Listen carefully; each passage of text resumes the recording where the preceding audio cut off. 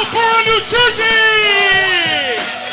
And welcome to another edition of Monster Victory Pro Wrestling! Things are about to get rough. We are here, we are live. It is back to school beatings here at the MFPW. Alongside Brian Murphy, I'm Ferran Burgundy. We have all kinds of action here for you tonight. 3 championships on the line, 2 #1 contender matches. Brian, it's going to certainly be something. It's going to be an A+. It's scheduled for one fall with a 3-minute time limit. Introducing first, from the land of living light, weighing 165 pounds, the light of all there is, this is Marvelous! Here is Marvelous, who's been on a little bit of a slump as of late. A tough 2022 for the light of all there is. Definitely one of the most dominant competitors within the middleweight medallion division over the years, but recently he's been trying to reestablish himself as the gatekeeper to the division. He most certainly has, just 1 win in his last 6 matches. Shot. And looking to turn that around here, but he'll have to take that light to the moon. From Edison, New Jersey, weighing 185 pounds, Moonshot Max St. Giovanni! Last we saw Moonshot, he had taken a bit of a title shot in multiple senses, courtesy of the MFPW Arena champion, Classy Max Sterling, who was supposed to defend his championship against MSG about a month ago, but decided to put his assistant in, and then immediately following the match, decided to use that title belt before giving the opportunity, and then defeated MSG in just a mere 5 seconds, thanks to that.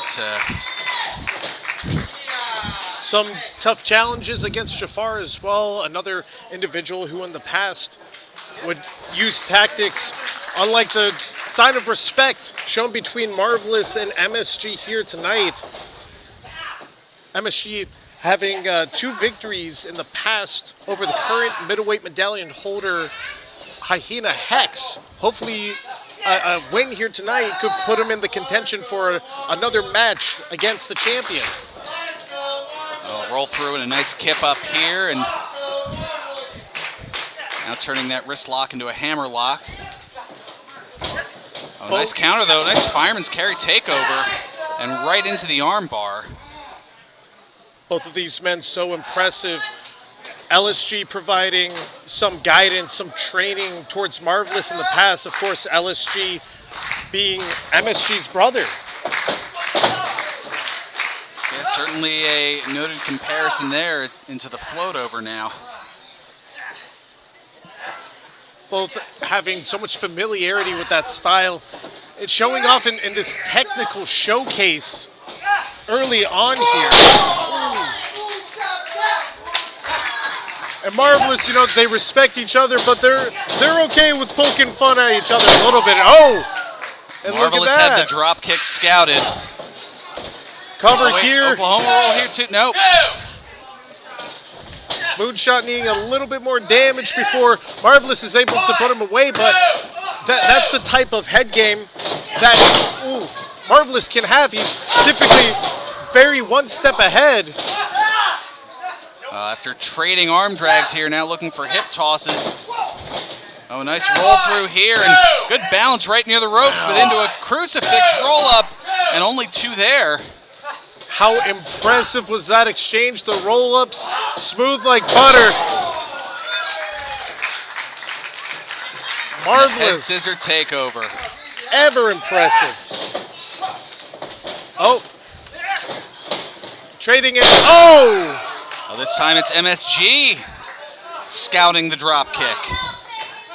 As I said earlier, usually Marvelous is the one who is able to be 1 step ahead like chess with his opponents. Not getting the better of that drop kick there, but making up for lost time. Into the cover. And he had that one giant kick for Mankind scouted, that springboard enziguri, and now is targeting the legs. And given how both of these individuals can take to the air, that is certainly a wise plan on the part of Marvelous. When you're spring-loaded, when you're in the middleweight medallion division, absolutely, you know, the legs are essential. It is strong strategy by the gatekeeper. Now just torquing that little bit extra on the leg. And as much as Marv might have respect, even love for LSG, he wants to make up for lost time. Losses against guys like Hex, losses like at the 2300 arena, losses like against Luca Brazzi, one of his other mentors. He wants to reestablish himself as that top guy in this division.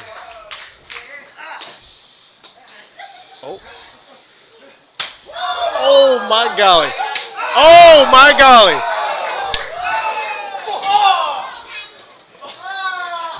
Hard-hitting chops. Back to the leg. Well, that time going for the hamstring in a unique fashion. Now hooks the leg and only gets two. You can see the damage certainly done. Mashi trying to go to the ropes to pull himself up. You see the damage already done to those legs. Hard to get to a vertical base. Oh. And this is why Marvelous is so good. He knows exactly what to target and stays with it. Kick out there at 2.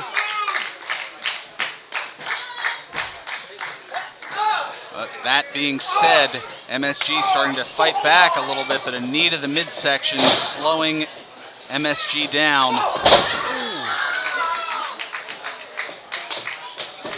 MSG showing resilience here tonight, not giving up against this onslaught from the light of all there is.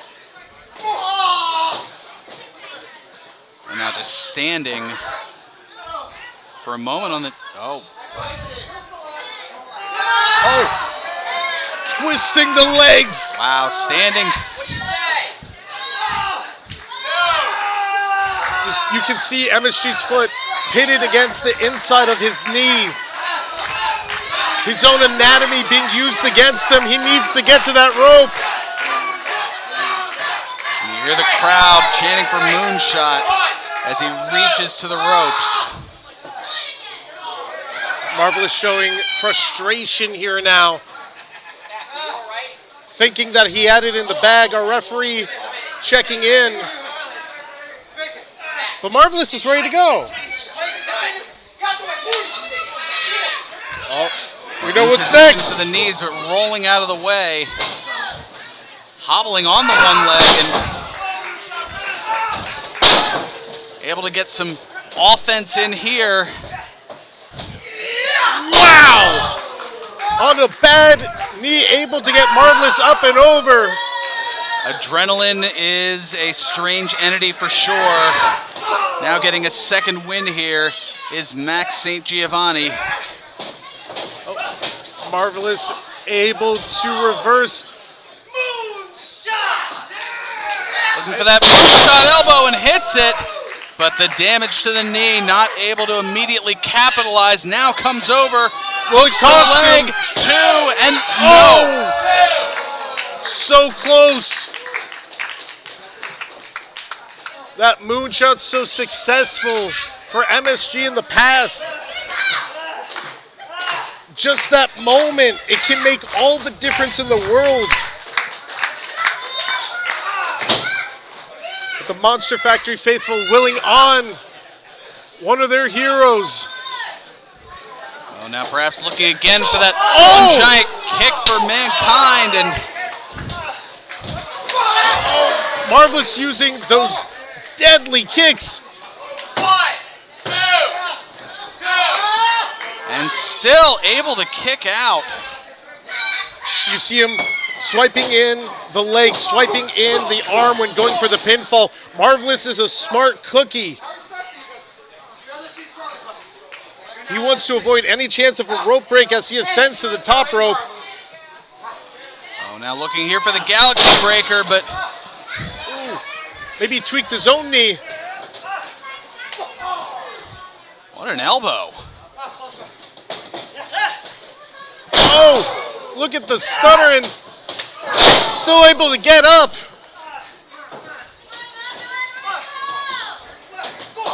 The endurance of MSG, but the technical and striking prowess of Marvelous. And MSG is down. One might see the strikes, the damage that Marvelous has laid out and say that he was in control of this match, but he's looking for the dark pole, but a MSG. near side cradle here and a 3 count.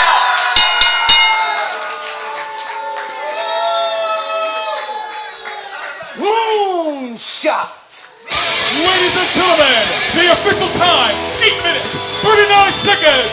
The winner of this bout, Moonshot, Max St. Giovanni. MSG showing that he has the endurance, he has the wherewithal to take on the gatekeeper to the middleweight medallion division. An impressive roll through, even if it may have cost him his knee. For Marvelous, the proverbial schneid seems to continue here as now extending a hand here. Much sign of respect, it may seem.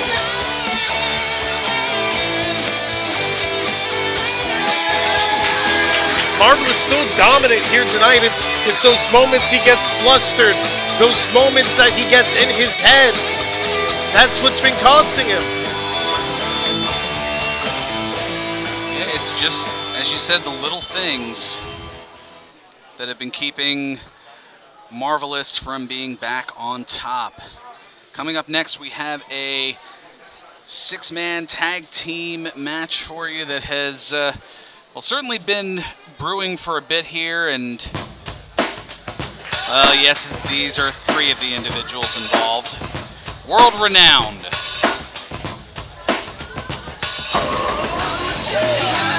following trio tag team contest is scheduled for one fall with a 20-minute time limit. Introducing first, the team of Chris Desmond, Nick Petit, Wonderboy Brian Morris, World Renowned! And what's that you call them, Braun? Some posers? Well, they certainly know how to do that. I will say for the moment, the best thing about them is that their manager, John Alba, not here tonight. Certainly, definitely no shortcomings when it comes to being loudmouth still, compensating for his absence, but First, Sander Alexander! an old foe, back from the 2300 arena, Xander Alexander has a hit out on World Renowned.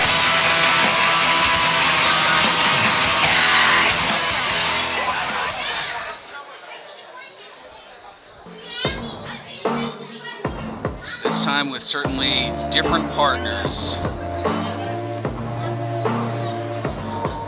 Joined previously by South Philly's finest to be successful in the titular area of the city of brotherly love, but will he be successful here tonight in Paulsboro? Next, Grayson Kelly!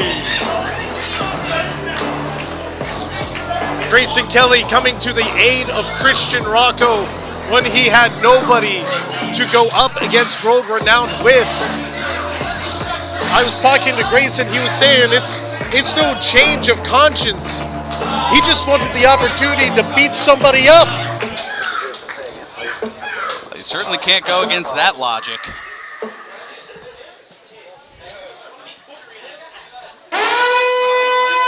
And then there was one. And what an unstable one she is.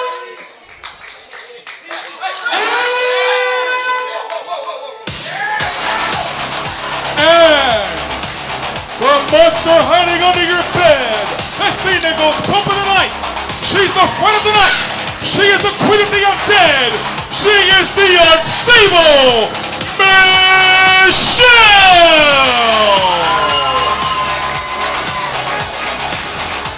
Michelle being the other individual coming to the aid of Christian Rocco alongside Grayson Kelly. Did it just get chilly in here, or is it just me? I feel it running down my spine for us.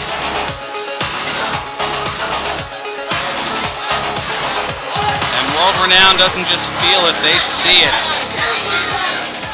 I think I see Michelle specifically staring down Wonder Boy Brian Morris. I mean, can you blame her? Yeah. Wonder Boy using the numbers advantage to get a pinfall victory over the monster hiding under your bed just 2 weeks ago.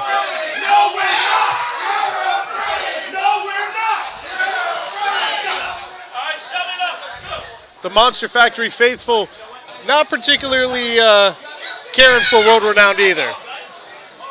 Kind of calling out the seeming braveness or lack thereof on the part of World Renowned. As we have Xander Alexander starting on one side, and for World Renowned, the Wonder Boy Brian Morris.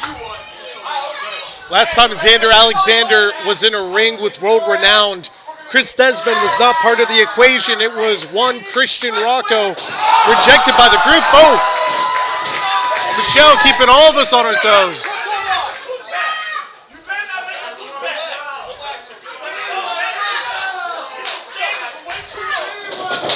You hearing some conflict between Grayson and Xander? Hard to say. Grayson saying, don't make us look stupid. Oh! A little condescending pat on the head.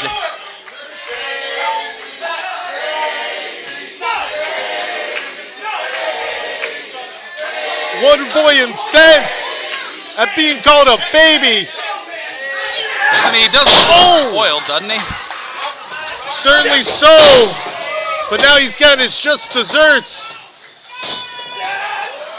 Wow! Look at the height!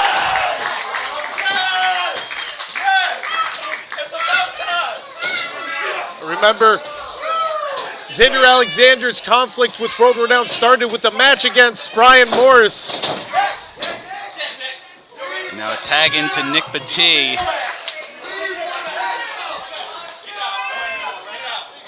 Nick Batty trying to coordinate here, strategize. Oh, as Kelly steps in. Overhead belly to belly. The power, the size of Grayson. Followed by a release Northern Lights suplex, and oh, look at the strutting. He's feeling himself just like his brother Westfield. But Grayson, he said he has a more dominating style. He's displayed it. It's right here in front of us. German suplex again, no bridge, all impact. And Nick Batty, certainly in dire straits, but had the wherewithal to deliver the drop toe hold as Grayson was charging in. And now here's the newest member of World Renowned, Chris Desmond. Oh, and even as he releases Nick Batty, Chris Desmond gets a shot in, but Michelle finding her way into this match. Charges in for a hip toss, drop toe hold. And wow. Chris Desmond shocked for a moment. Uh-oh, say yes to the dress. Michelle sending Desmond downstairs. Headbanging. Talk about bumping. Desmond down right under the bed there. Going bumping the night. But Desmond, all three members of World Renowned, never forget. Oh, and now the kiss of death. Technical wrestlers finding their opportunities, but seeming to be in trouble is Chris Desmond. Oh, and a double flapjack. Desmond in some trouble here. Lateral press after the tag made, and only 2. Xander back in control. Oh, until grabbed by Brian Morris. Our referee trying to get in control of this match once again, but it's hard to control a pack of rats. I hear it's like herding cats. I wouldn't know. What I do know is that, say what you will about Brian Morris, and I know I certainly have, he is effective in that ring. When World Renowned get together, they're stronger than the sum of their parts, the parts being great values, as much as I hate to say it, but they're even stronger together. They certainly are a strong unit. As they were admiring their handiwork for potentially a little too long. Xander Alexander able to get some separation, but Wonder Boy noticed and immediately was on the charge, as now he knocks down Michelle, and here comes Grayson Kelly. Incensed at World Renowned's tactics, and here they go to town on Xander Alexander. Oh, come on. Pandemonium here in Paulsboro.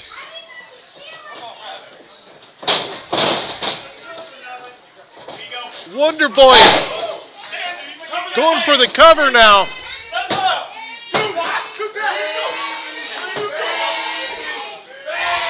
Dissatisfied as he hears chants of baby again. Here comes Nick Petit. That is a lot of weight to hold down. Looking for a big neck breaker. And gets it. Cover Covered. and Only 2.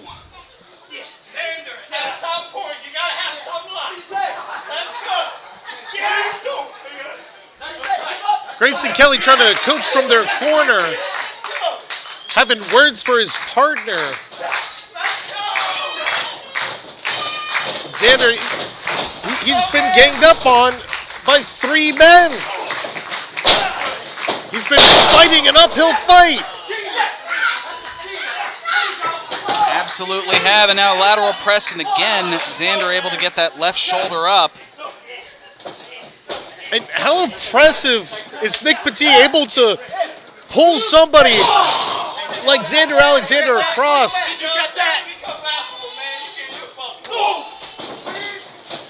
Desmond taking a moment to ask, did you get that, to the cameraman here before going right back on Xander Alexander, hitting high and low. We spoke of the strikes of Marvelous. The strikes of Chris Desmond can go toe-to-toe.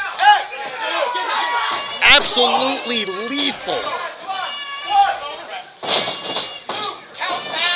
But you see they recognize that Alexander was near the corner and was potentially going to make a tag.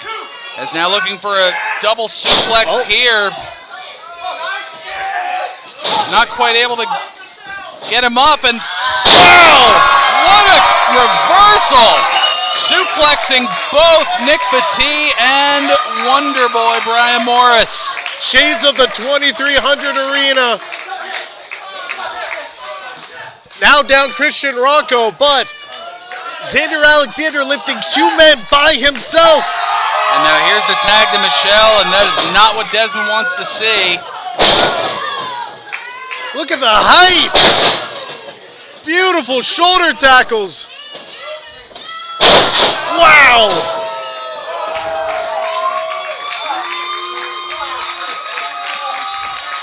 I would say that Michelle is a light if she weren't a queen of darkness, but Nick Petit getting in her way. Oh. Morris. Oh! All kinds of backfiring and compromising position for world-renowned. that's certainly one way of putting it. Oh. Wait. Wait a minute. The division's music play. Benjamin King. What's he doing here? I mean, we know that the division and Unstable have had their issues.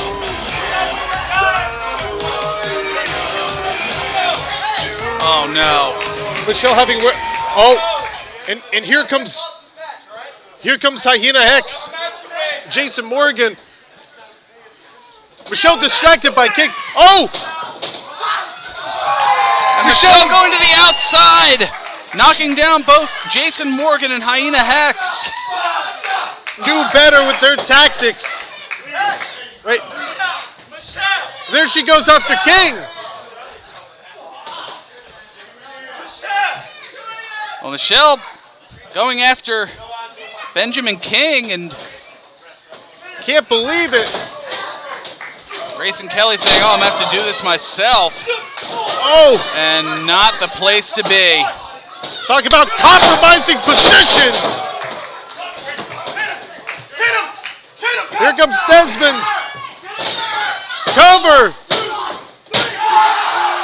And there's your 3 count. Ladies and gentlemen, the official time, 10 minutes, 6 seconds. The winners of this bout, world renowned. You can see Brian Morris holding on to the leg of Xander Alexander, securing that, that opportunity for victory. And then just adding more injury after the match. It's like they're living out the motto of Attila the Hun. It is not enough that I succeed, everyone else must fail. John Alba is somewhere smiling to himself. Seeing And it his makes me boys. sick to think about. Well, victory here for World Renowned. Later on tonight, one of their former members, Christian Rocco, challenging for one of the men we saw just moments ago, Hyena Hex, for the middleweight medallion. Will he be successful like his former stablemates? Well, time will certainly tell there.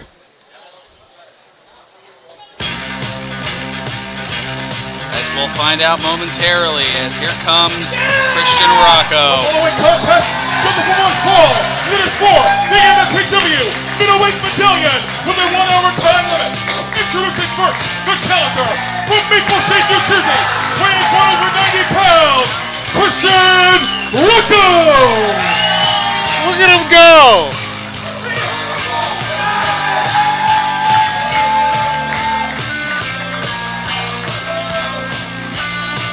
Christian sporting a mouth guard after suffering a broken tooth.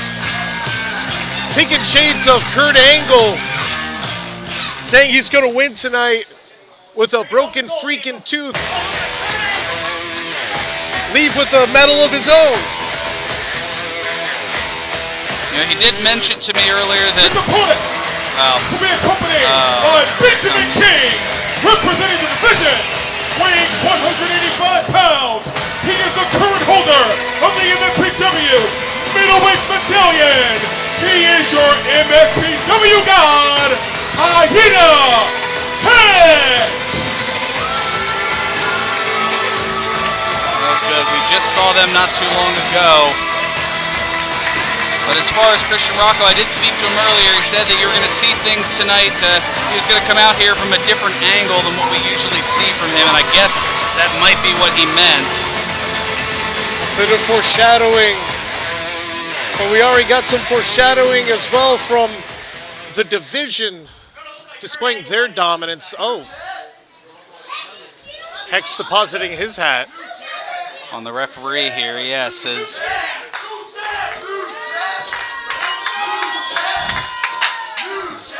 Rocco has been training to drop a little bit of weight to get down into the middleweight limitations. From what I heard, he was sweating it out in a chicken suit to make the middleweight cutoff. He's been taking it very seriously. He wants to be like legends like Kurt Angle. But he's got to go through Hyena Hex to do so.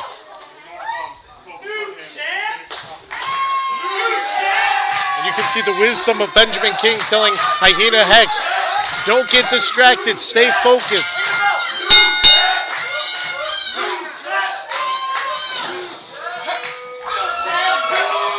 Well, there is the bell, and now Hyena Hex looking for adulation and not receiving it. Hyena Hex saying that he's not interested in putting on the usual paint of gold, saying that Rocco isn't worth it, but making short work of Rocco. Maybe he's spoken too soon. Wow! Scissor takeover, the cartwheel. Rocco up over the top and looking for the drop kick, holding on over the top two, and no. These are the impressive acrobatics as we go into a backslide. The impressive technicality on display in the middleweight medallion division. It's still only a 2 count.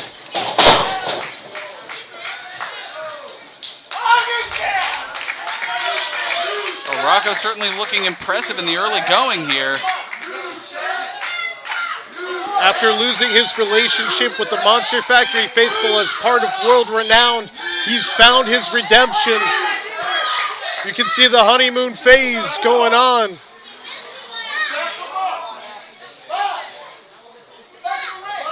Hex taking advantage of the time he has on the outside of the ring.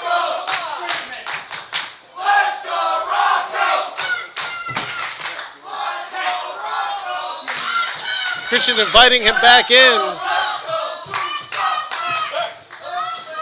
And now rolling Hex into the ring.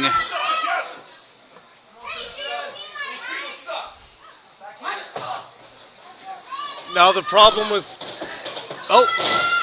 Dragon screw leg whip. I was going to say the problem with getting back in the ring is you give the other individual an opportunity, but Christian remaining diligent. Looking for that ankle lock. Shades of Kurt. You hear chants of tap.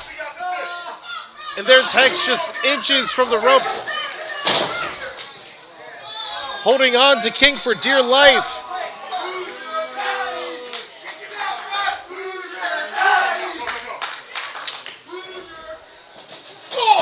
Oh, and a vicious kick to the head.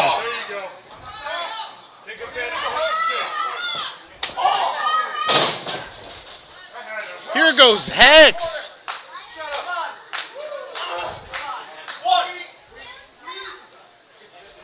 And this is a pace that Hex might feel comfortable in. Slowing it down and taking the wind out of the sails of Christian Rocco. Yeah, slower pace, something that we're not used to seeing necessarily a whole lot of from Hyena Hex. When you have somebody with so much energy like Christian Rocco, you got to adapt. This is the smarts of Hex as well.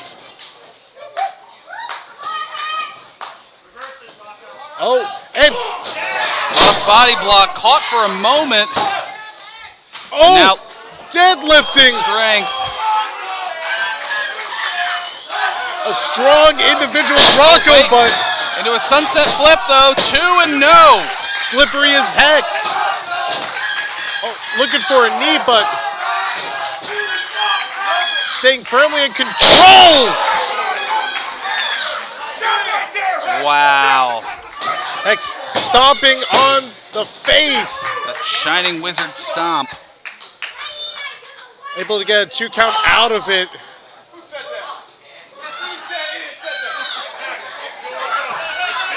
And here Benjamin King guiding Hex back to focusing on Rocco, not getting distracted. You see the influence that Benjamin King has had here in MFPW over the past several weeks since his return. One might say he's responsible for the current middleweight medallion holder, the current tag team champions, the current MFPW heavyweight champion.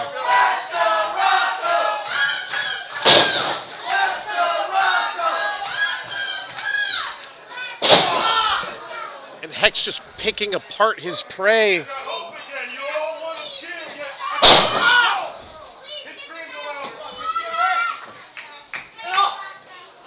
Oh, now going for the knee here, the left knee of Christian Rocco.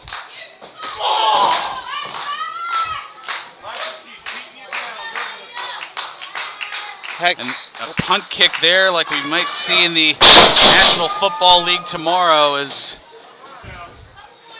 Hex now draping the arm over the shoulders and a lackadaisical cover, only a 2 count.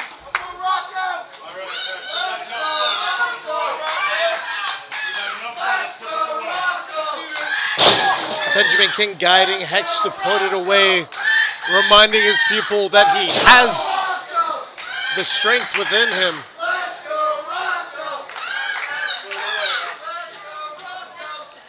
And Hex, ever the showman, oh, not going for the hat trick. But there it is. Because he was so focused on upsetting the crowd, he gave Rocco an opportunity.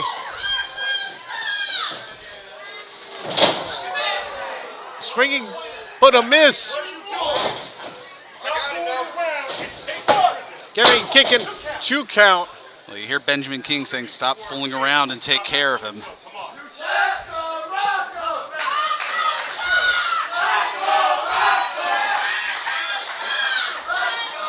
And the Monster Factory faithful showing their support for Christian Rocco. Oh, looking for the Hyena Bomber. And whoa! What an overhead belly-to-belly suplex. A little snap there as Rocco comes back to life.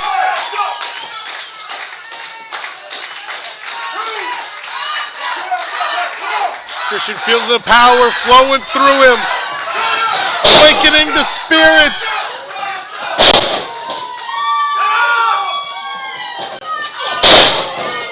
Drop kick, roll through into a spear in the midsection. Spinning heel kick. He's feeling his moment. Perhaps looking for that shining wizard. Hex up on his shoulders. Christian going for the cover and Hex almost out of instinct kicking out.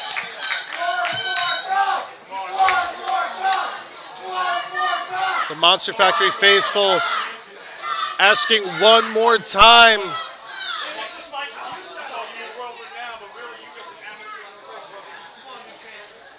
Benjamin King having words for Christian Rocco, saying he isn't world renowned. Oh, was maybe looking for the angle slam, but Hex biting Rocco. Oh, now over in the corner, tying him up to the tree of woe. a dangerous position to be in. All the blood flowing to your head. Hard to fight back upside down. Oh God, what is Hex thinking? What is Hex thinking? Oh! Wow! What a German suplex from that position. Hex getting a little mouthy and paying for it. Upside down, and Rocco looking for the move that has brought him joy over the past several weeks, that frog splash. Hex trying to get his distance. Wait, Benjamin King up there on the goes ropes King. and Oh no! I think I saw Rocco's head snap on the ring.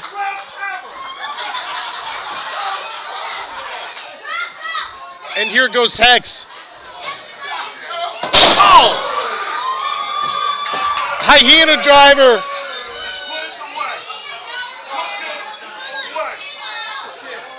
King saying, put this away. From the top rope. Covering Rocco after some aerial beauty, and still the middleweight medallion holder. Ladies and gentlemen, the official time, 9 minutes, 42 seconds. The winner of this bout and still holder of the MFPW Middleweight Medallion, your MFPW God, Hyena Hex! Hyena Hex holding the medallion high above his head. Unfortunately, Rocco not going home with any medals today.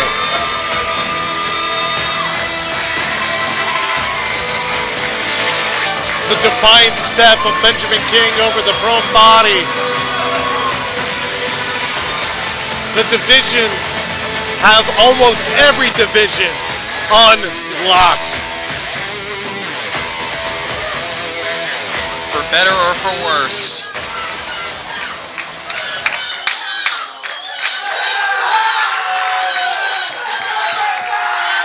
Still some love shown to Christian. Still a hero in their hearts.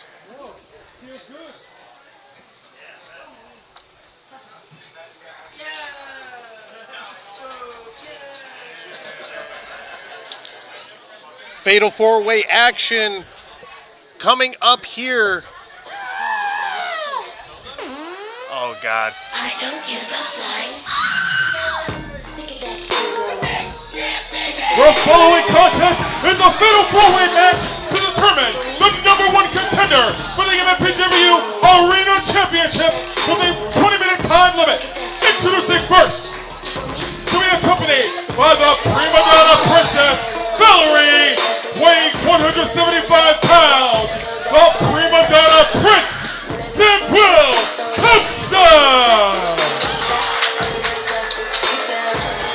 Samuel Saw them Thompson, earlier, yep. Valerie Berman, making claims that he'll be the next champ if he's successful here tonight. Yeah, I guess it does take a real man to be able to wear that pink hooded sweatshirt cutoff. I think you can see the Southside Serpents logo from Riverdale on there.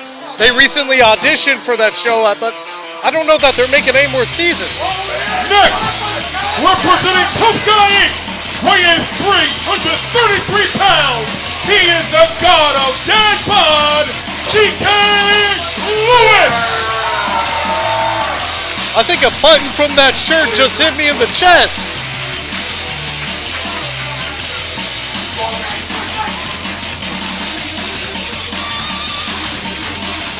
Coming for you, Max. DK Lewis has been on a mission to lose his humanity, to ascend to the status of a deity. On a winning streak here tonight, but will it be enough against Liam Black? Baltimore, Maryland, weighing 172 pounds, Liam Black.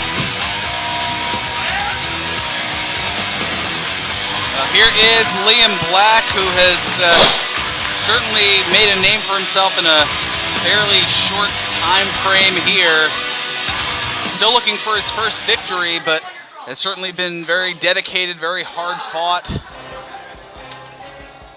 Shut up, Brian.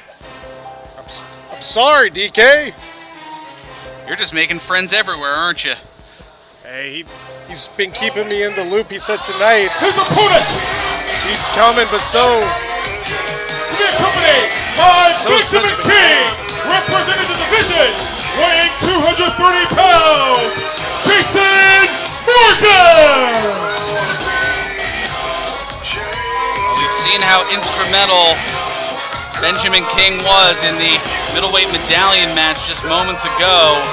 And now another one of his proteges in Jason Morgan. Ladies and gentlemen, don't forget, this is for the #1 contender for the MFPW Arena Championship. Well, thank you, Derek T. Lewis. Just about to get into that for our viewing audience here.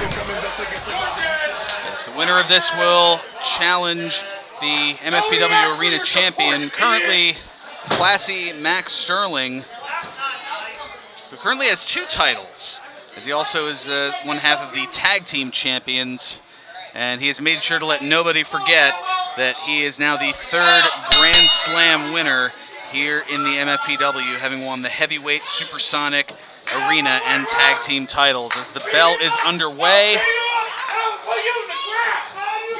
2-belt Max, also in control of 1 Michael Z.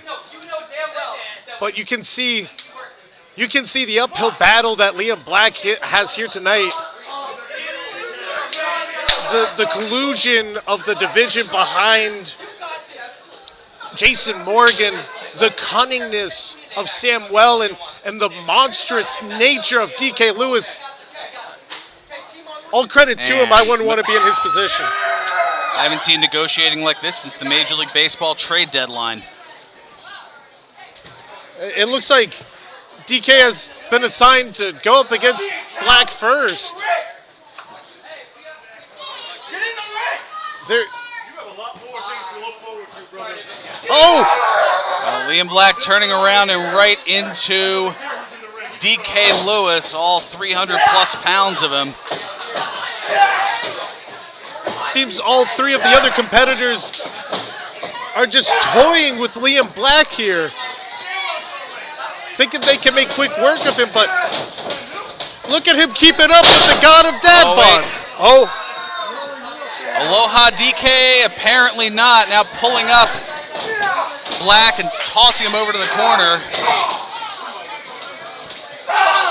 DK Lewis has been telling me about his regimen of losing his humanity, the training that he's gone to. The only words he had for me today while passing him in the hallway, he said, "Tell them I'm coming." Oh. Saying he's dead. Cover. Now here's the cover, and now all of a sudden Samuel and Jason Morgan making their presence felt as they are double teaming the biggest man in the competition, but that is not proving fruitful. DK showing a lot of momentum with a couple of wins behind him, finding ways to manipulate his weight, his matter to be able to pick up strong pinfalls, but and Morgan and Samuel are 2 birds of a feather, huh? Seems to be.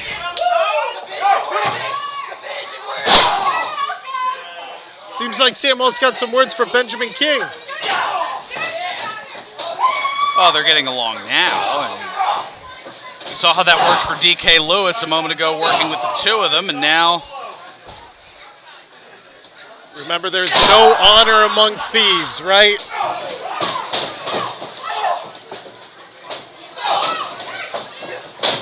Look at DK Lewis put it. showing his strength, able to fend off 2 other men. And Jason Morgan, he's no small guy. Samuel has a lot of strength displayed earlier here tonight. Oh, now a chop block to the left knee and a drop kick from Samuel and Jason Morgan respectively. And now the cover, and well, Samuel having a little umbrage is, they seem to still be working together. And now Morgan separating and working on Liam Black on the outside. Seems like they have a lot of plates they're trying to spin. But you got to be wondering, when are they looking for that pinfall opportunity? When are they looking for the opportunity to stab each other in the back? Double DDT. Is it enough for a pin? You can see Samuel trying to break up the pin. Oh, and now that looks to be a bit of mutual instruction here from Valerie and Benjamin King on the outside, and now it looks like the strange bedfellows have gotten away from the same page. The breakdown in communication seems inevitable. Big blows into each other, but here comes Black. Oh, Liam Black Takes out trying Samuel. to take, was trying to go for both of them, but the damage done earlier by the triple team certainly felt from Liam Black there. Again, that is the challenge of being against three devious minds like Morgan, Thompson, and Lewis. I mean, in fairness, Black was expecting for it to be 1-on-1 on 1-on-1, not 1-on-3. Absolutely. But you see him hitting him. Oh, hit the whisper in the wind! These are the abilities that add up to being a champion. Now here's a cover, too, and Jason Morgan making the save. Looking for another opportunity. Morgan able to kick out. Liam just trying to squeeze a victory here however he can, but now here is DK Lewis, and he does not look happy. The mean mug on his face. Lifting Black once again.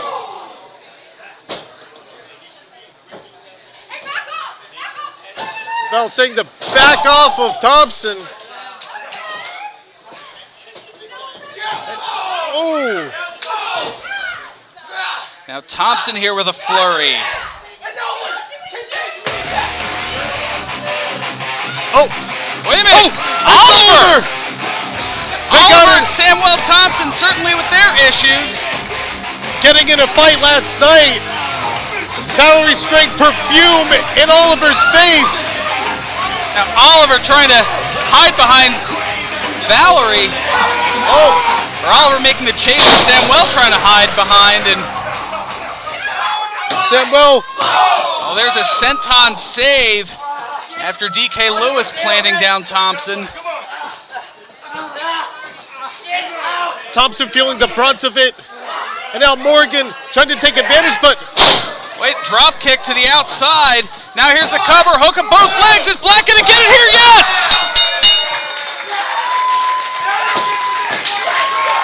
Ladies and gentlemen, the official time, 7 minutes, 16 seconds. Our winner of the bout and #1 contender for the MFPW Arena Championship, Liam Black. the last time that Liam Black and Samuel Thompson met in a professional wrestling ring, this man was looking at the lights, but now his sights are set on the Arena Championship.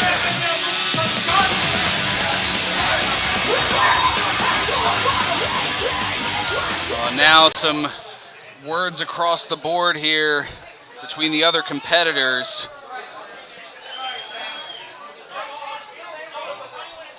So Liam Black getting a championship opportunity. We'll see that down the road. You guys having a good time? All right.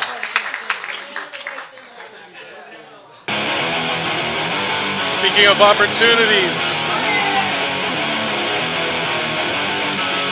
the MFPW Heavyweight Championship contendership hangs in the balance.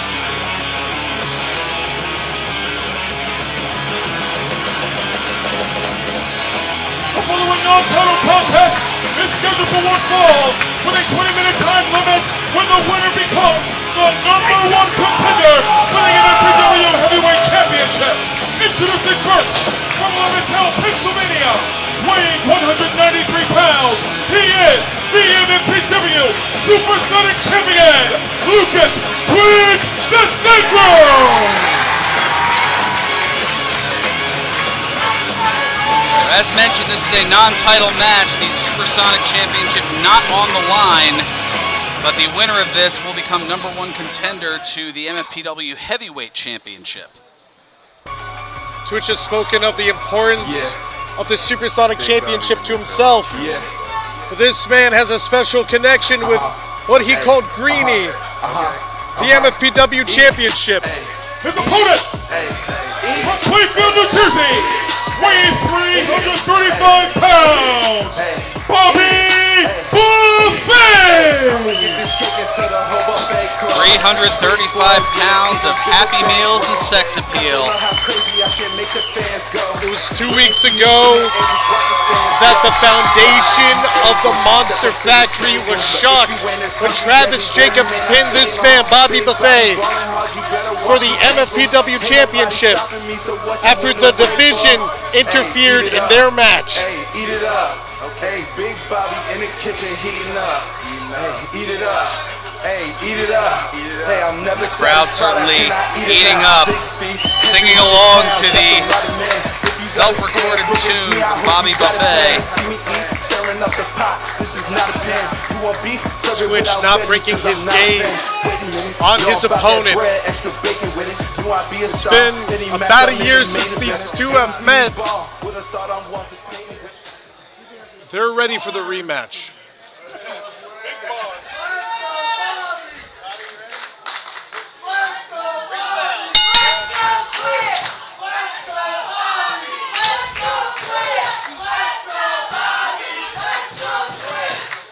A lot of history in this ring right now. And a lot of respect. Absolutely, and the tide having turned a bit, the last time these two faced in the ring, it was Bobby Buffet who had the championship, in this case the heavyweight championship, and Twitch was titleless. Now the shoe is on the other foot. Twitch has the Supersonic title, and it is Bobby who is sans gold. Bobby is hungry for that championship. He wants that opportunity for revenge against Travis Jacobs. But Twitch, he wants Jacobs too. Yeah, they both are after Travis Jacobs, but for totally different reasons. For Twitch, it is vengeance. It is trying to prove his self-worth. Travis Jacobs at one point was tag team champions with Twitch DeSangro, and Lucas was unceremoniously kicked to the proverbial curb and has been treated as though he's a bit of a weak link. Nice counter from the wrist lock there, shades of the late great Owen Hart, but senton dumplings early here.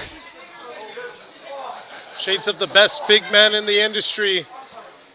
Bobby Buffet being one of them.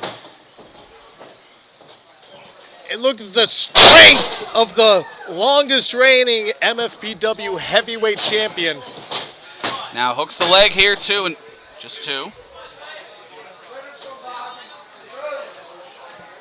Twitch, perhaps a bit of the underdog in this position, but somebody relentless. There's a reason he's been able to obtain the Supersonic Championship.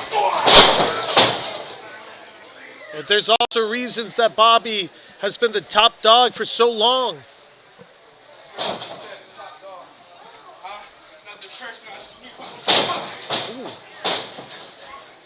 I don't know if it's just me. Is Bobby looking a bit more aggressive than he typically does? I think so. I think that just comes from, as you mentioned earlier, the hunger that he has. He wants that championship. He held on to it, did Bobby Buffet, for 322 days. And, I mean, he had his eyes on the all-time reigns. He was about a week away from eclipsing LSG for the second longest in combined reigns, and still had a ways to go to catch up to that we know now as Damian Priest in WWE when he was here, Punishment Martinez. Bobby Buffet inserting himself along the greats. People, like you said, Damian Priest, LSG, people have become pillars within this industry, but Twitch, he's got that dog in him.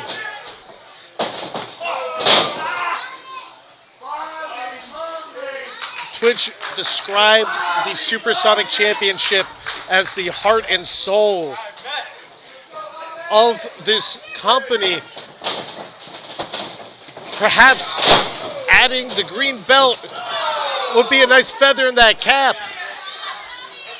Oh, now Twitch on the second rope. Brett's rope, the most dangerous rope, but in this case, that danger will be on Twitch's side as that crossbody block is caught.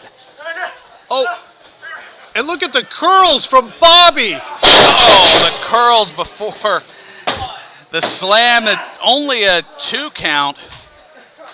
Shades of Preston Vance when he was here before moving on to All Elite Wrestling.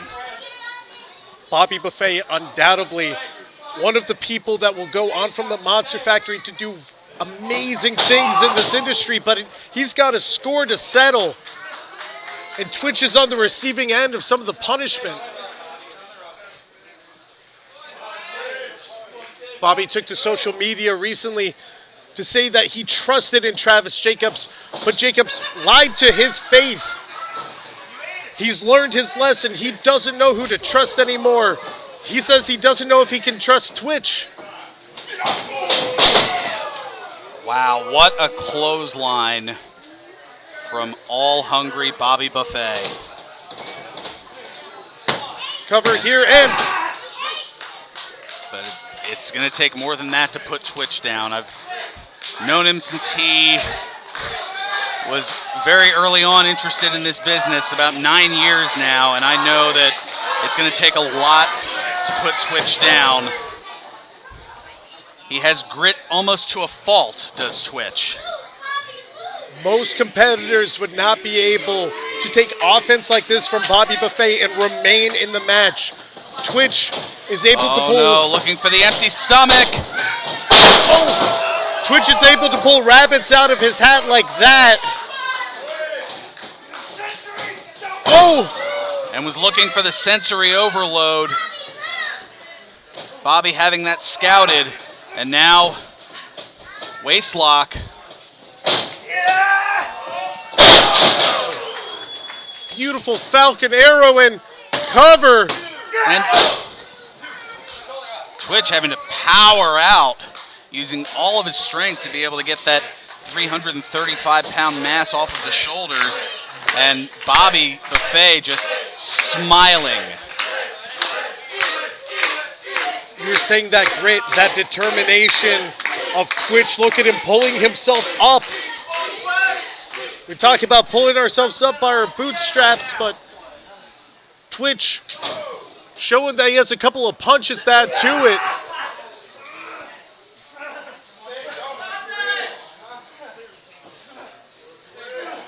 If I remember right, that bootstrap expression was some semblance of ridicule and didn't actually mean for, well, that's another editorial story for another day. But that notwithstanding, Twitch barely standing, but is now still giving everything he has, left and right. The elbow, but now some rights from Bobby, and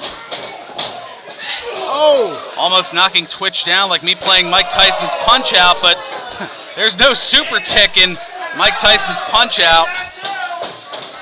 And perhaps this is the strategy of Twitch. Perhaps the longer this match goes on, the more it favors him. Also something of note, that kinesiology tape on the left shoulder of Twitch. Lucas is left-handed. How much that comes into play? Well, you can see the energy being sapped there a little bit, usually going for that kip up. Twitch getting back to a vertical base as Bobby Buffet pushes himself back up too. Twitch gaining momentum, showing why he's a champion.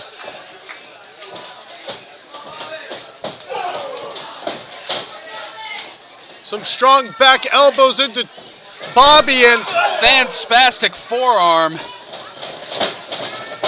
Ducks the clothesline, but there's the spear ribs!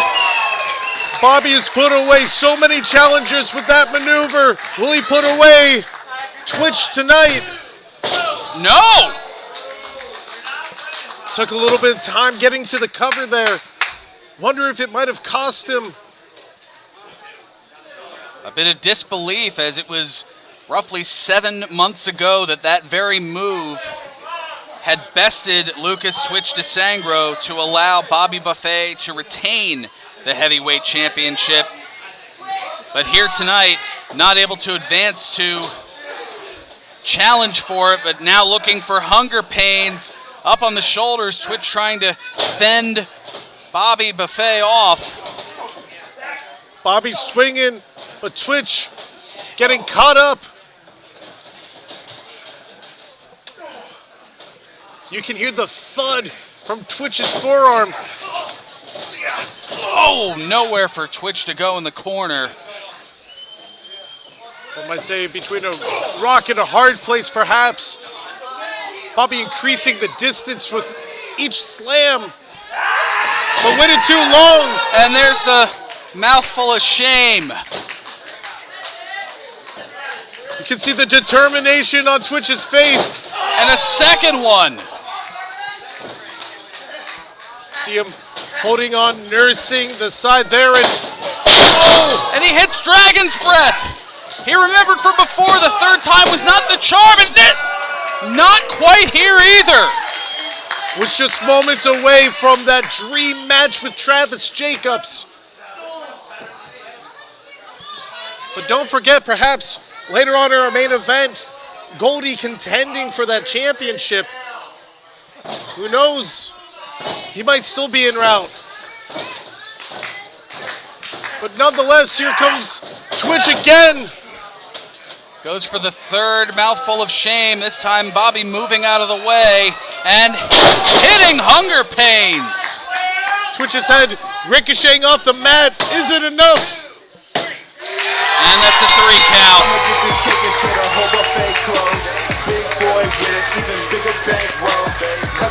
Ladies and gentlemen, the official time, 10 minutes, 29 seconds. The winner of this bout and #1 contender for the MFPW Heavyweight Championship, Bobby Buffet.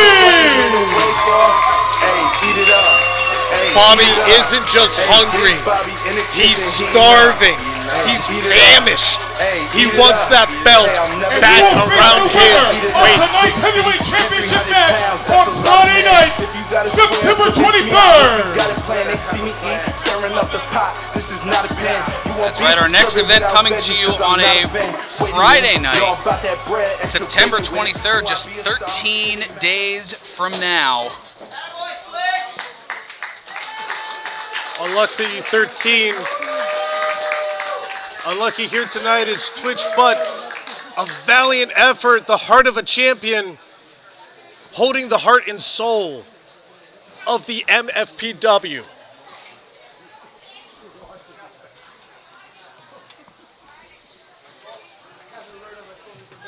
Coming up, tag team action for the MFPW Tag Team Championships. The heavyweight challenger, Goldie's friends, the Golden Era, facing the champions right here. Here comes the orchestra.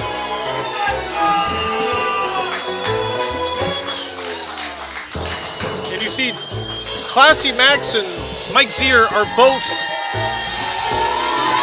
in tandem here, wearing matching shirts. Well, look at that.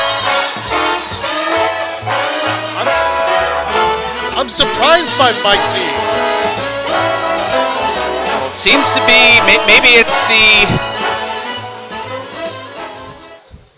the desire of the gold has kind of gotten Michael Z more in step than previous entities here.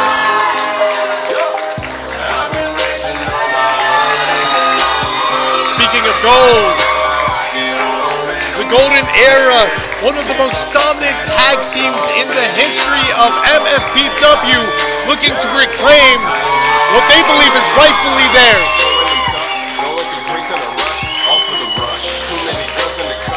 Golden Era three-time tag team champions in the MFPW.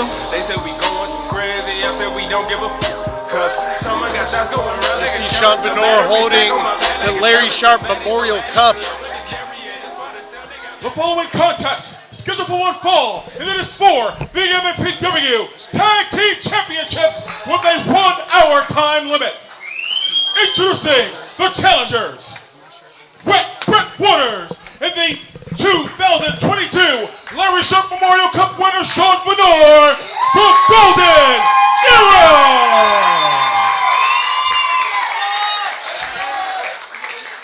Their opponents, they are the reigning, defending MFPW Tag Team Champions, the assistant Michael Z, the arena champion Classy Max Sterling. Oh!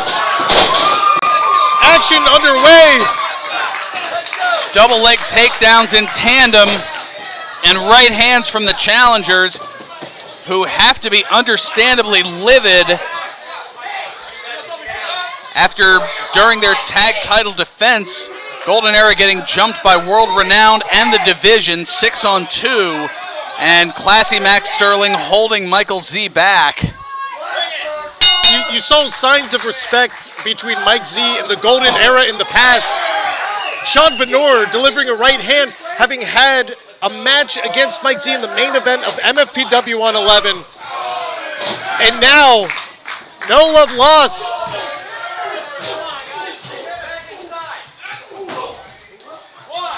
Irate that they lost their championships in such an unjustifiable manner. And all hell just breaking loose here as Venor thrown into the ring post. It was the division and World Renowned teaming up to absolutely dominate the Golden Era during their tag team championship match just 2 weeks ago. Michael Z crawling under the legs of Wet Brett Waters. Here comes Classy Max and meets a series of right hands from Wet Brett Waters. I was talking to Wet Brett, to Sean Venor. They were saying they hold Mike Z accountable as well. They know that it was these other teams. It was people like Max Sterling. Cross body block from the top. Two. No. That those individuals orchestrated it, but Mike Z did take advantage. Michael Z getting chirpy and Wet Brett having none of it. Oh, and look how deep the butterfly was on the part of Max Sterling. Come on, Mike. Come on, Mike. Get it. I've never seen these two on such a connection, on working in such unity.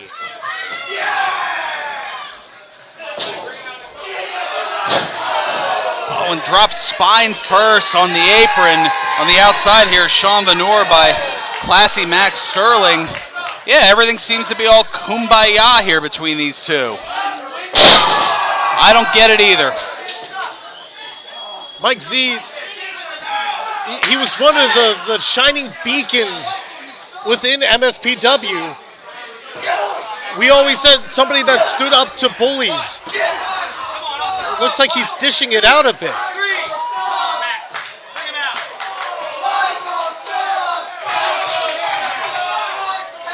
Oh.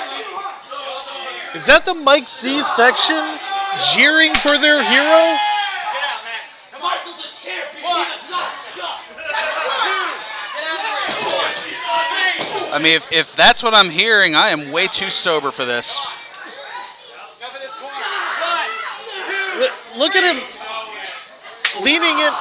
You would never see Mike Z previously wrap somebody's arm up in the ropes like that.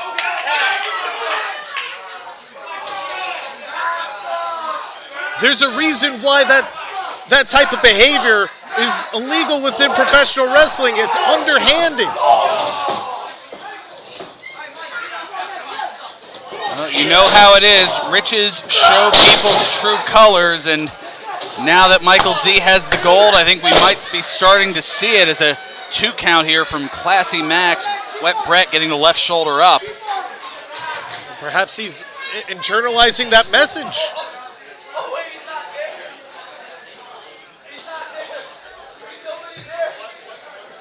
Oh, now mocking Wet Brett, looking for his tag partner who is still down on the outside. And you hear Sterling saying it's a 2-on-1.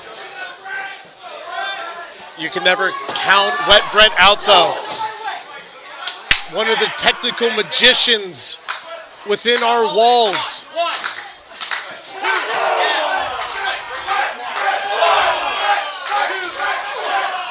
And here's Mike Z just ramming into Brett.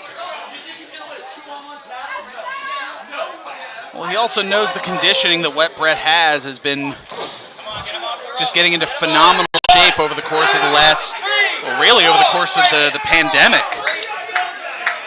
He's got great conditioning. It's why he's able to go the distance. It's why he and Sean have been able to hold on to the titles so long, but they want to bring that gold back to the Golden House.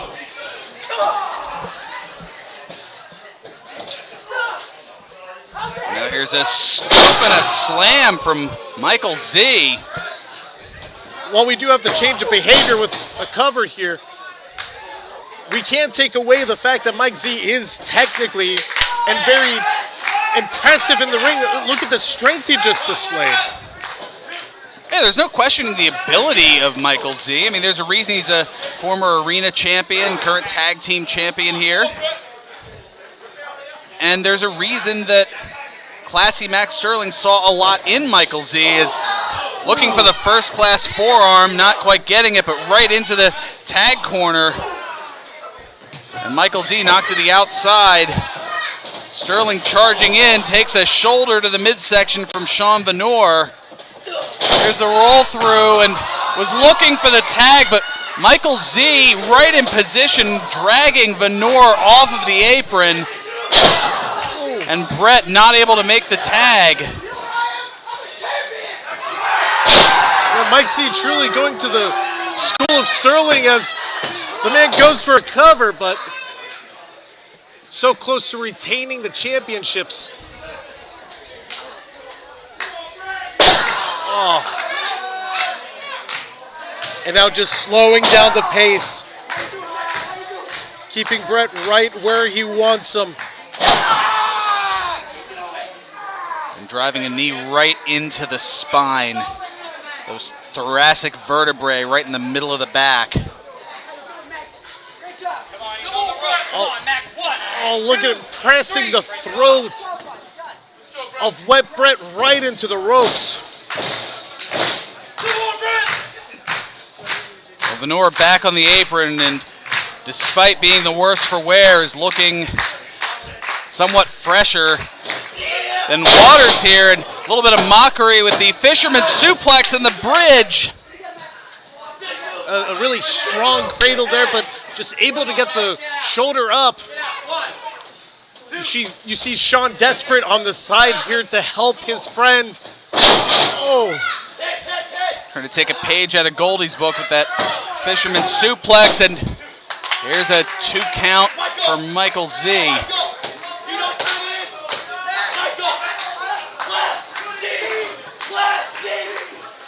Class Z? Class Z. The hell is this? Wait. Look at the two of them setting up Brett for a coordinated effort, but oh. Back elbow from Brett. Slippery when Brett. Back body drop. This is the opportunity that the Golden Era needs. Can he get to the heart? There's the tag to Sean. Look at the speed. Wow. Step up enziguri. Handspring. Cutter. Stunner. Mike Z set into the atmosphere as Sean's on the outside rolling in.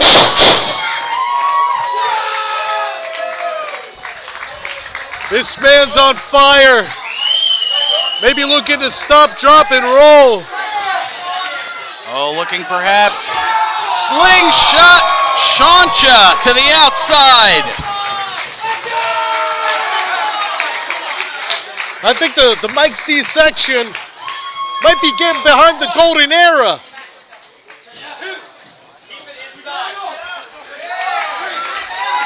Going from Z to AU, apparently. And perhaps looking for Shantan. Shantan bomb. Here's the cover. 2 and... That is the experience of Max Sterling on display. Sent Wow. to the outside.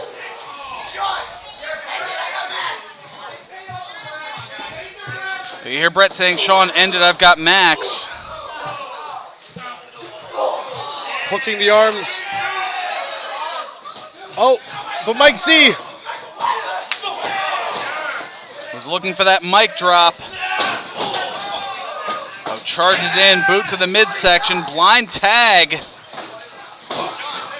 Sean engaging still with what he might think is the legal man, but oh! Distracted, giving Mike Z the opportunity for a big right. Oh! Oh, and Max just used the title. Oh, the referee didn't What a see it! pass! The ref didn't. It's unbelievable.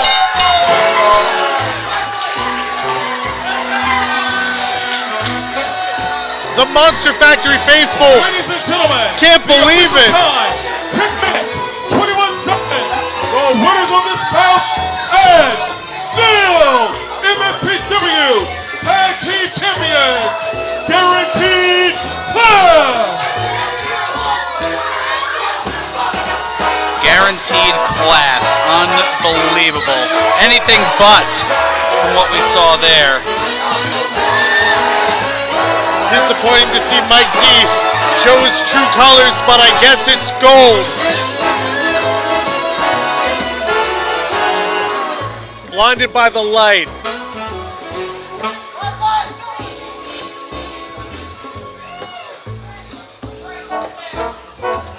The Golden Era communing, licking their wounds.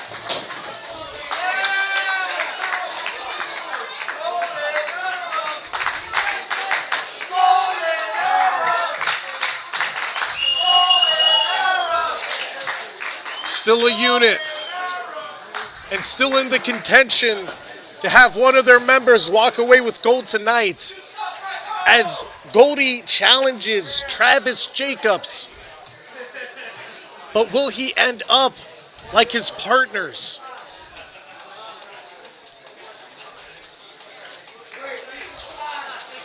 Time will certainly tell.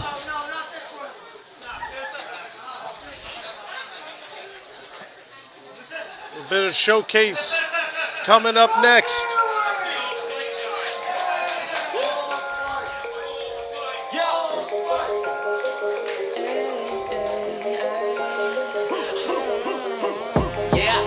Just think about what you're doing. You're throwing your career out the window for your music. What are you doing? I don't really know. I just keep on going. Newcomer to the factory. I'm just like you, but more in tune.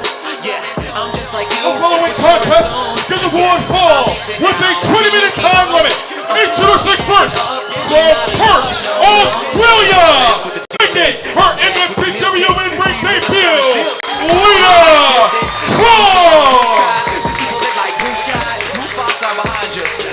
That's right, all the way from down under. Making her not only MFPW debut, but USA debut. Welcome to Lena Cross.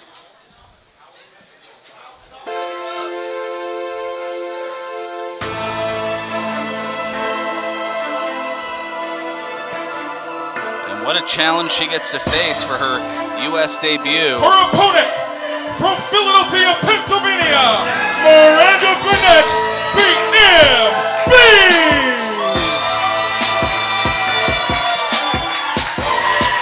Challenge here tonight for Cross in the form of the first ever MFPW Girls Champion.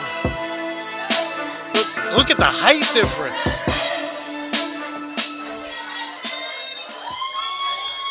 Lena Cross standing at 6'1".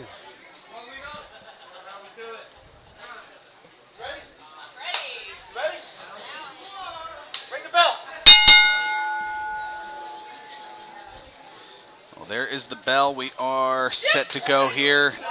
Collar and elbow tie up. And you can see that the hair able to negate the height and leverage advantage on the part of Lena Cross. And some intimidation. Back in the center, come on. MV asking for some space. Asking for her to relax. You just pulled her hair. And some of the perhaps strength advantage as well coming from Cross.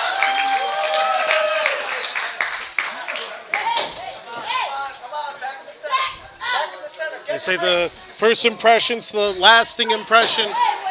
What it would be for her first match on U.S. soil to be a victory.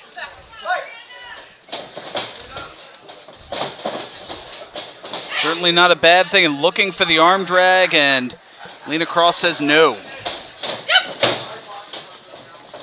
MV, of course, What a drop kick. finding its perfect spot, producing a very loud smack. And going for the Driving cover. down and a 1 count.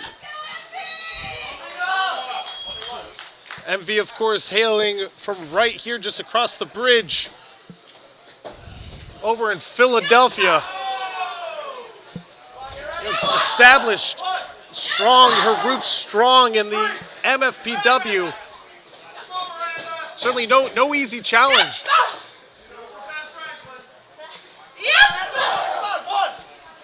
Just driving that right shoulder into the midsection of the MV. Cross hailing from New Horizon Pro Wrestling, having been trained with Perth Academy, debuting in 2017.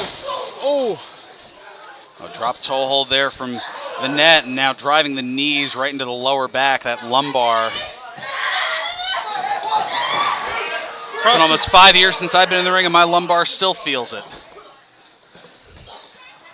It's hard, the life of a professional wrestler, the wear and tear on your body, but nonetheless, the strength that you have to display within the sport.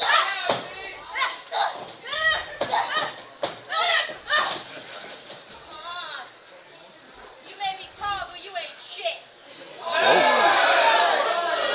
Finette laying down the law. Well, certainly talking trash and backing it up as well. Finette, she's got that mental game on lock. Able to be intimidating, able to leave very little space for you to think when you have a verbal onslaught like that. Now looking for the side slam. Hits it, hooks both legs too, and Cross able to escape before the 3. Trying to get the long legs of Cross locked up, but able to reach to the ropes. Having that height gives you an advantage. Well, you hear it all the time in basketball, you can't teach height. As a shorty myself, I totally get that. Finette knows all the tricks of the book, though. Knows how to wear down your opponent physically, mentally, spiritually. Well, when you're on the ground, you're certainly not 6'1", and that is the plan for the most part for the MV is to keep Lena off of that vertical base. Oh! Utilizing those long legs for a... Oh! Getting a 2 count off of that big boot. Yeah, got a piece of the big boot, but I don't think got all of it, and that allowed MV to escape before the 3. Perhaps looking for... Oh! The suplex, but getting stopped.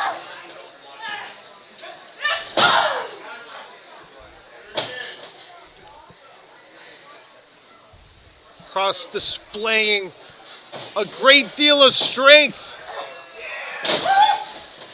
But the net able to slide out. What a backstabber. Hooks the leg and Cross powering out and MV looking over in disbelief. You can see Cross holding that back. It's hard to get up, hard to get to your vertical base when your back's taken advantage of. 2 count.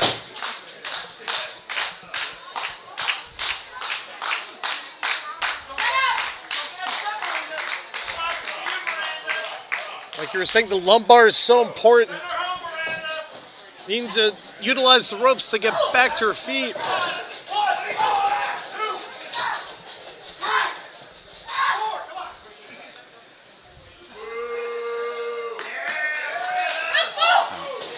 MV giving a little too much space, and that gives just the slightest of openings here for Lena. Oh! Able to leapfrog herself over, but again, pulling on the hair is MV. Oh, leg drop and right in position, hooking the legs, and Cross almost on instinct getting out of there. Displaying a lot of spirit, traveling with her thousands and thousands of miles. MV just standing in her way from taking the domination in Australia to the United Shores. 1, 2, 3, 4. Wait, now holding onto that foot. Sweeping the leg out right onto the face, basically. Again, it's that strength, able to overpower MV's legs with just her arms. Providing an onslaught of strikes. Big boot and German suplex. Looking for the Folding cover. MV like an accordion. Will that be enough here? And the foot just barely getting on the ropes. Going again. MV able to regain a little bit of that stamina.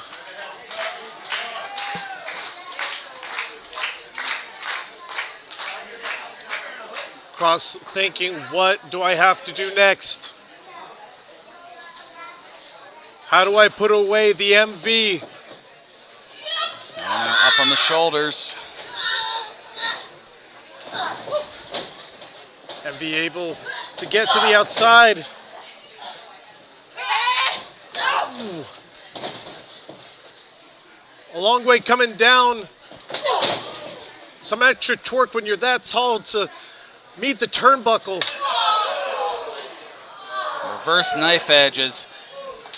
Vanette perched up on that second rope, positioning for the fireman's carry. Wow. TKO and a cover. But not a 3. An impressive move of TKO. Able to utilize the height of the fireman's carry. The directness, the power, the pain of a cutter. But MV sticking with it. And now if you're Cross, you have to wonder what will it take to put MV down. Stops looking for a power bomb. Oh, MV using that instinct. Able to get her opponent down, but small package. Roll through here. No. MV going low. MV going high. Oh! And an answer from Cross.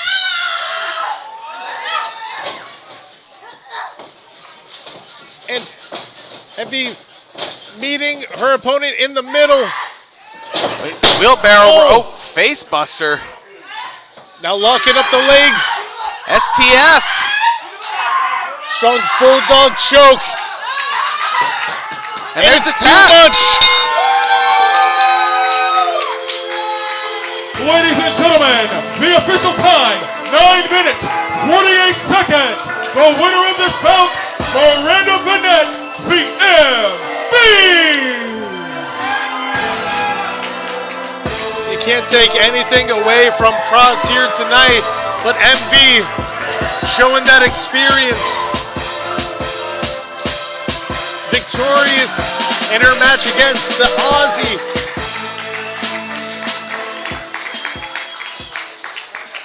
But still, nonetheless, an impressive debut and what looks to be a fantastic future for Lena Cross, both here and abroad. Well, here we are, ladies and gentlemen. It is time. Took the words right out of our mouth. The Monster Factory faithful want to see their boy. Ladies and gentlemen, it is now time for the main event of the evening.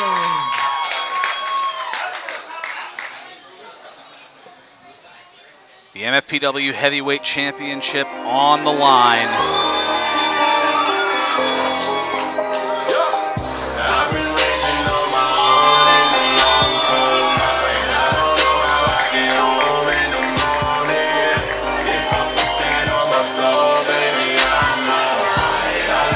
Here is the challenger, and boy does he look ready. Destined for the land of the rising sun, off to the shores of Los Angeles to train with the New Japan Dojo. This is his opportunity to become MFPW champion.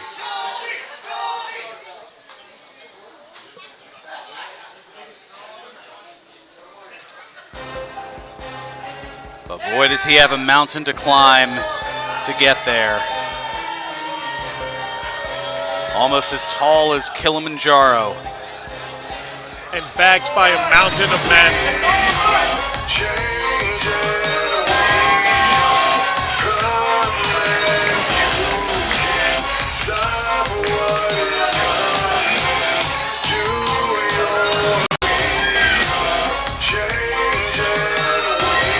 Travis Jacobs convinced Bobby Buffet that he was not in allegiance with the division, that he had turned over a new honest leaf.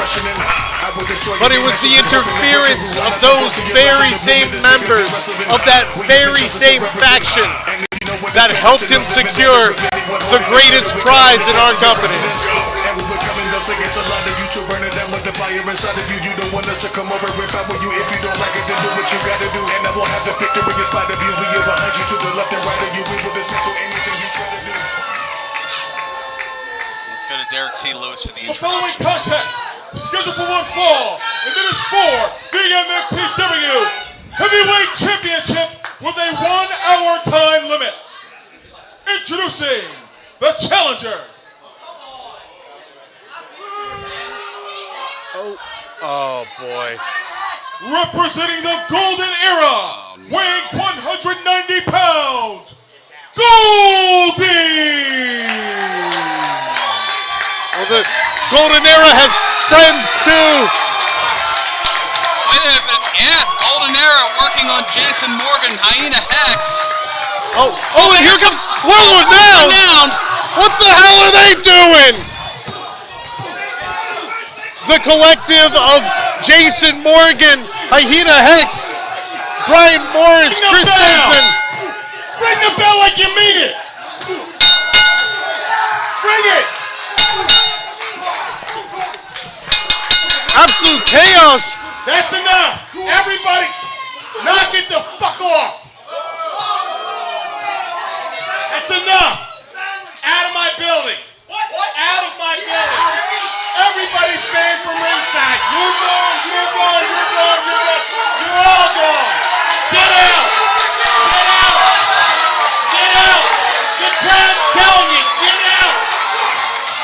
Danny Cage can't stand it. He can't stand no more.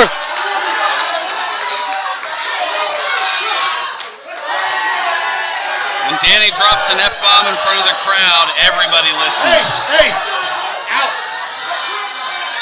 Oh, They're the out Golden too. Era out too. No world renowned, no division, no Golden Era. Time It is for just Carson, these guys. two men. Proceed.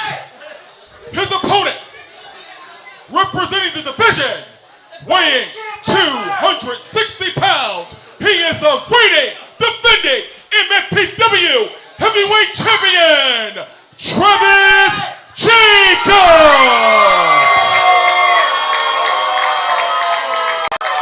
Jacobs certainly nonplussed and doesn't look to be deterred from whatever plan the division had.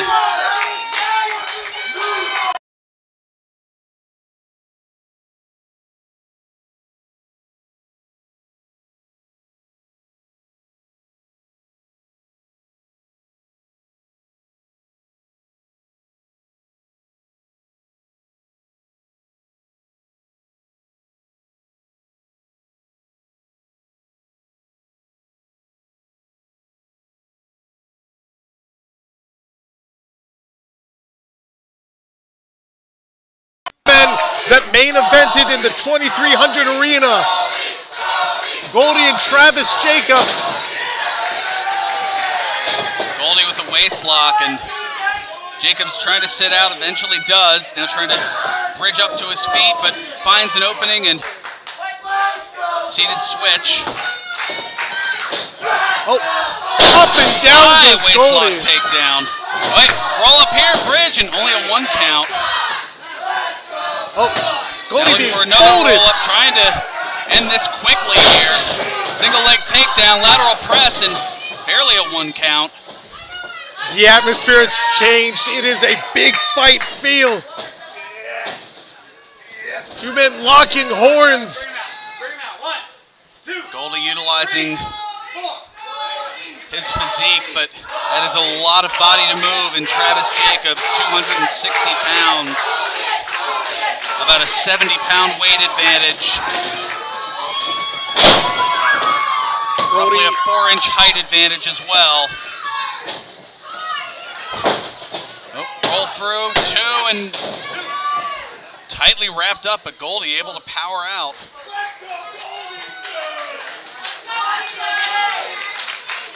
Travis Jacobs looking not so happy with the support for the Golden Boy from the Golden Era. And Goldie taking advantage of that momentary distraction, but you can see the pace quickening here. And Travis being a big dude, tall and strong, still having that conditioning to keep up with Goldie, but Goldie Leg getting in trip, control. Roll through, yeah, this is... I mean, that is the almost peskiness that is Goldie. He will just continue to go at you, and go at you some more. Peskiness, heart, determination, whatever you call it. And for the monkey flip, and gets it. Here comes Goldie again.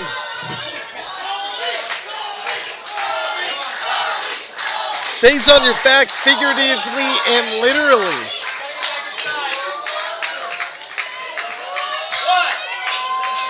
Looking for a shot. Looking for the tope suicida, but blocked, and now fireman's carry. Was looking to plant Goldie on the apron. Goldie vertical base, and what a kick! The It's smack about a 55-yard field goal. to blow right through the chest of a man, but not a man like Travis Jacobs. The Monster Factory faithful firmly behind Goldie, but Travis Jacobs has momentum on his side.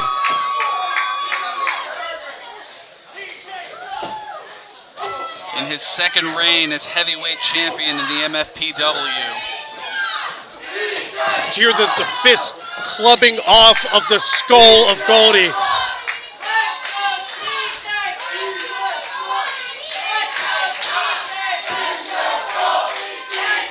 And like Hyena Hex earlier tonight, he's fixated on the response of the crowd. But like Hyena Hex, perhaps will he still walk out with the championship? My goodness. Goldie landing square on his back. Just able to stay alive, but those ribs.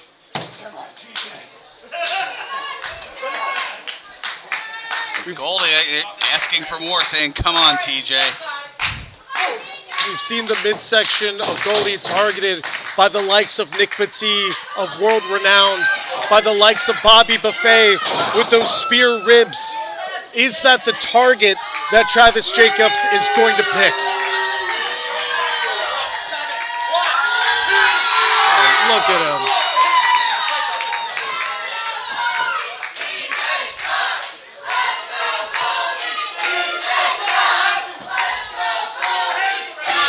We've heard in the past dueling chants of let's go TJ.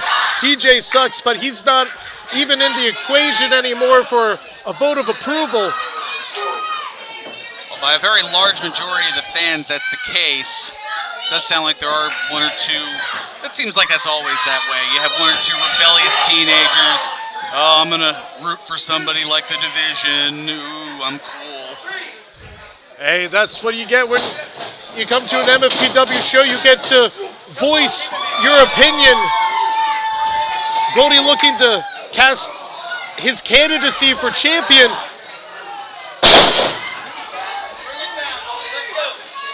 Goldie all the way up top. Wow! Taking a page out of Vanora's book with the Shantan bomb. 2-0. Goldie paying tribute. If not getting him the victory, he's certainly softening up the midsection of Travis Jacobs this time. Get him off the ropes, Goldie. A little homage to his golden era brethren. Not quite enough to finish the job, though. He's quickening here. What a kick. The momentum these two men built up and just able to kick out. Despite that size 15 right to the jaw. I think you could see the ring post start to bend as both men bounced off of the ropes. That is the type of momentum and speed that Travis Jacobs had going into that big boot.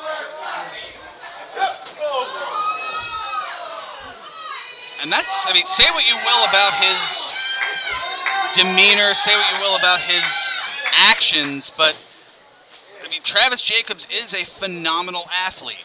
Size, speed, strength. All on display. Crushing Goldie into the mat. And just making, staring daggers at our official.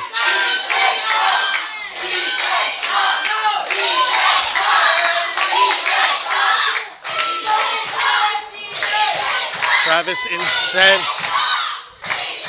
A man on a mission. A man with murder on his mind.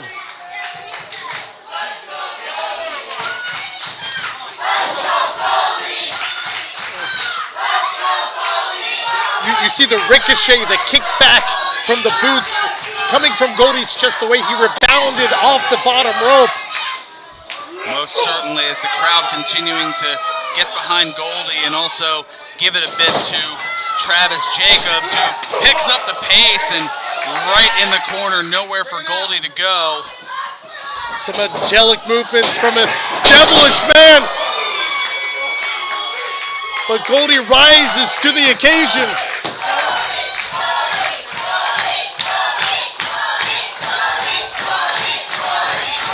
Goldie getting a groundswell of support. Looking for his opportunity to live up to the namesake of Goldie. What a knee! Driving through. Oh!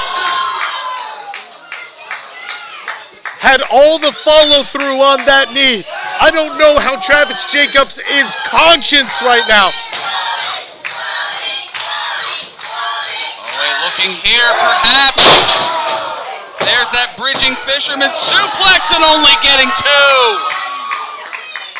2. Goldie showing that strength, able to lift all 260 pounds of the big man. Paulsboro coming alive. Oh, Hooks the waist too, and look at the power of Jacobs. Looking for that power bomb, but no. Sunset flip through. 1, 2, no. Now over the other side, leaving all that weight down, and Goldie still powers out. Goldie's got to rely on that quickness, that agility, that speed. Jacobs trying for the backslide, but flips Goldie over. Ducks the clothesline. So too does Goldie. And a scoop slam with momentum. Knocking both individuals down. Able to take, like you said, that momentum of Travis Jacobs and use it to his advantage. Goldie looking to go back to the high rent district. Second top rope. What an elbow! 2, no! Left shoulder up from Jacobs. Goldie showing beautiful agility, beautiful movement. Both men down. Goldie, Travis Jacobs, MFPW championship hanging in the balance at back-to-school beatings. And Bobby Buffet awaiting the winner 13 days from now.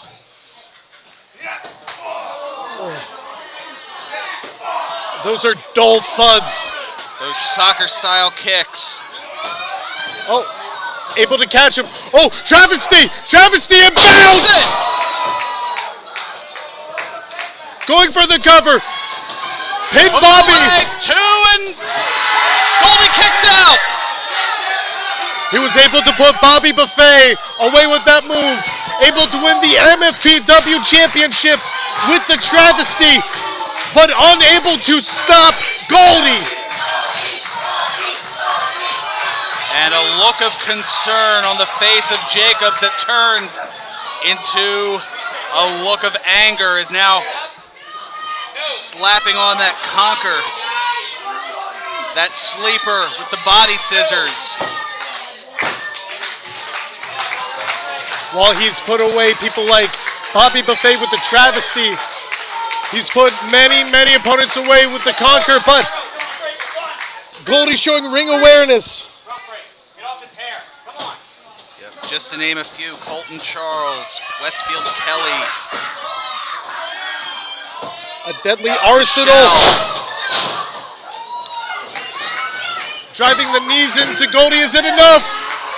Even LSG, but not able to take out Goldie here. Travis Jacobs, ever the strategist, continuously thinking, what is the next step? What is the next move to victory? Trying to think a couple of steps ahead, like a chess match.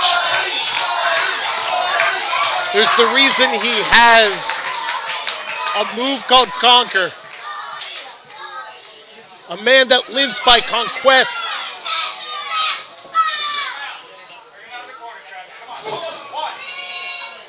Right hand to the midsection.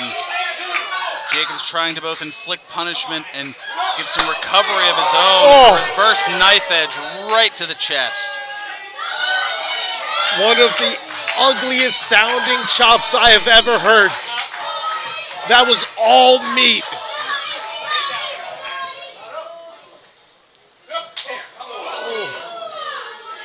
And Goldie. no right hand with Goldie perched atop the middle rope, seated on the top rope, and now Jacobs climbing as well, both on that most dangerous rope, the middle rope. But wait, sliding through is Goldie. Trying to power bomb. What a power bomb. Oh, looking for the knee. Looking for the knee. He hits it. Is this Goldie's time? 2 and no! Left shoulder up at 2 3/4. Could have believed that Goldie was about to take the MFPW championship with him to the West Coast.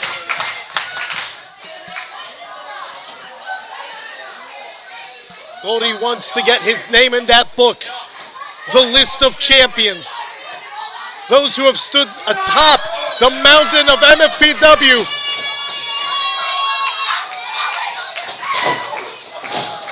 And what an eclectic list it is, but Travis Jacobs looking to further cement his legacy. Second rope. Frames Dodges the himself drop up. kick. Goldie, was maybe looking for a moonsault, but caught up in, is this Hunger Pains? Oh. Thought Travis was about to take a page out of Bobby's book, but perhaps What a message that would have sent. stealing one of Bobby's recipes. The challenger looks on as the two contestants batter each other.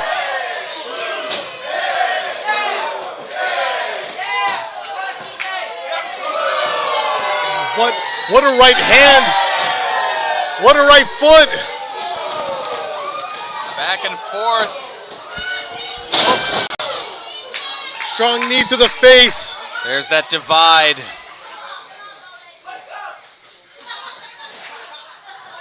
Perhaps up goes Goldie. Oh my goodness. Almost like Instep right to the temple. Well, Now looking perhaps for the Ushikaroshi. Oh! Hits it. look at him. Cover. Jacobs gets the right shoulder up. 2, says referee Ben. Moments away. Bobby Buffet holding on to the MFPW championship for so long, but Travis held that record first of being the longest reigning MFPW champion. There's a reason he held that record. There's a reason he's the champion now.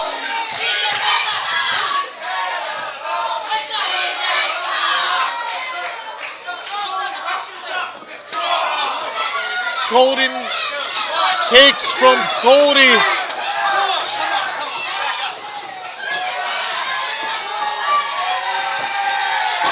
See the frustration on Goldie, who's just looking to lay in more and more kicks.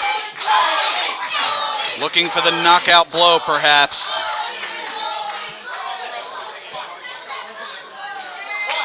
Travis would like nothing more than to go home with the MFPW championship to continue to reign over. Oh! Looking for the pop-up knee. Travesty! Second time. Will it be the charm?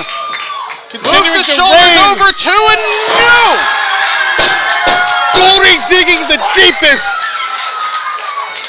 Striking for gold himself. That was as close to 3 as I have seen without officially being 3.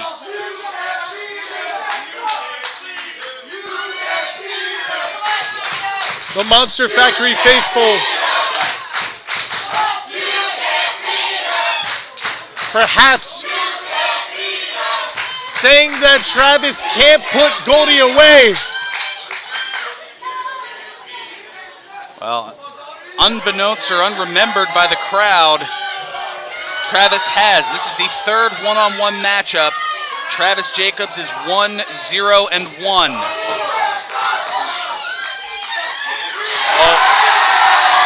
You're number one, Travis.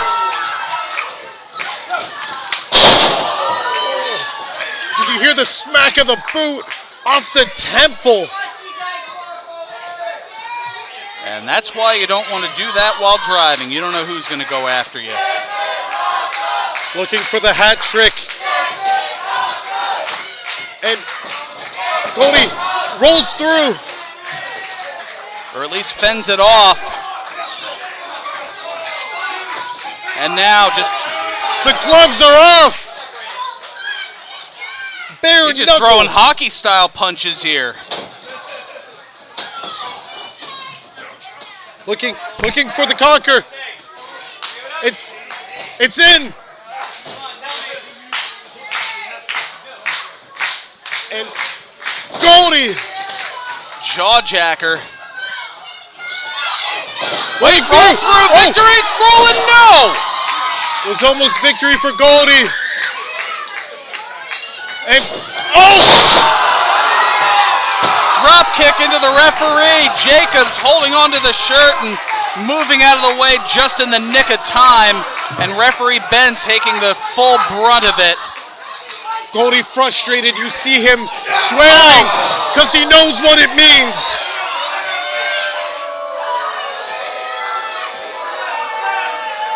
Travis Jacobs. Jacobs going right for the Golden Globes and looking over. What are you looking over at me for? Calling for the championship. Proud of yourself that you can't win the right way? He wants no good Pete. He wants only to maintain his domain over MFPW, creating a division within our roster. Wait, Goldie, set up. There he goes! Springboard knee into the belt, into the face of Travis Jacobs. The title flying out of the ring. Travis receiving his just desserts up on the shoulders. Ushiguroshi. Wait. Referee. Ben rolling back Stirring. in. Cover. 1, 2. We have a new champion. Ladies and gentlemen, the official time, 21 minutes, 12 seconds. The winner of this bout and the new MFPW Heavyweight Champions, Goldie! In the 22nd minute, at just 22 years of age, Goldie is the 22nd heavyweight champion in the history of the MFPW.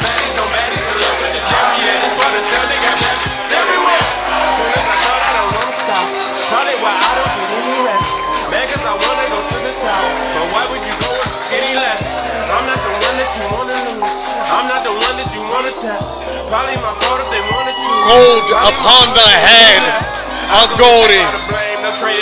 He's got the crown. We go hit fill in the moment, we sell in the moment and walk in and fade.